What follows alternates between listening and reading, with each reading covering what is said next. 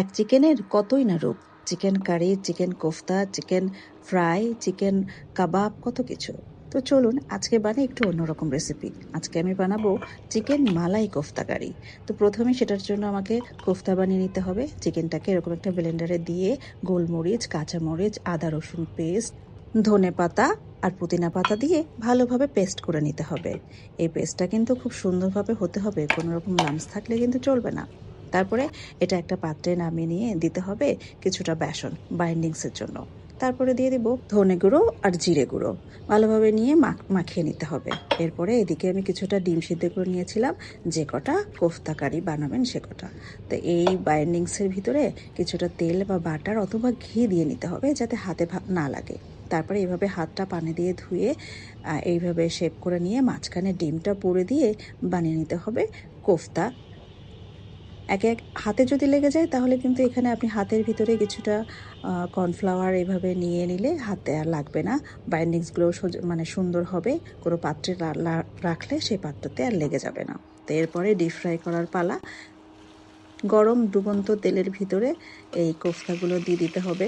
আমি কিছুটা ছোট ছোট বল করে শুধু চিকেন দিয়েই কোফতা করেছিলাম, আর এগুলোর ভিতরে তো ডিম আপনারা তো দেখেছেন।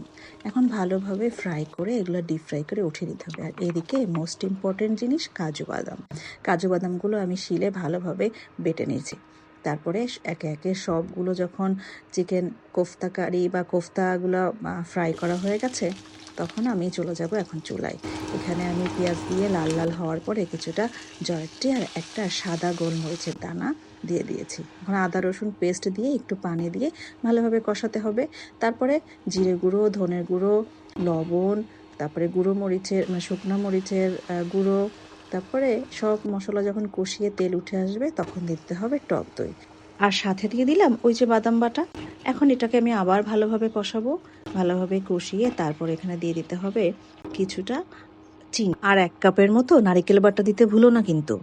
তো এরপরে এখানে আমি গরম মশলার গুঁড়ো করে দিয়ে দিয়েছি সুন্দর একটা ফ্লেভারের জন্য অবশ্যই। তারপরে দিয়ে দিতে হবে আমার ওই কোফতাগুলো দিয়ে কাঁচামরিচ কিছুটা উপর দিয়ে ছিটিয়ে দিয়ে 1 চামচ, বড় চামচের 1 চামচ ঘি ঢেলে দিলাম। এখন ঢাকনা দিয়ে আমি সুন্দরভাবে রেখে দিব এটা কুক হওয়ার জন্য। ব্যাস, বেশি সময় লাগবে না, এই ধরেন 10-15 মিনিট। এরপরে একটা পাত্রে নামিয়ে সুন্দরভাবে গরম গরম পোলাও, বিরিয়ানি কিংবা পরোটার সাথেও সার্ভ করতে পারেন এই মালাই কোফতা কারি। আর হ্যাঁ, ক্রিম দিতে কিন্তু ভুলবেন না। যদিও ভিডিওটা আমার নেওয়া হয় নাই, কিন্তু ক্রিম দিবেন অবশ্যই। ব্যাস রেডি।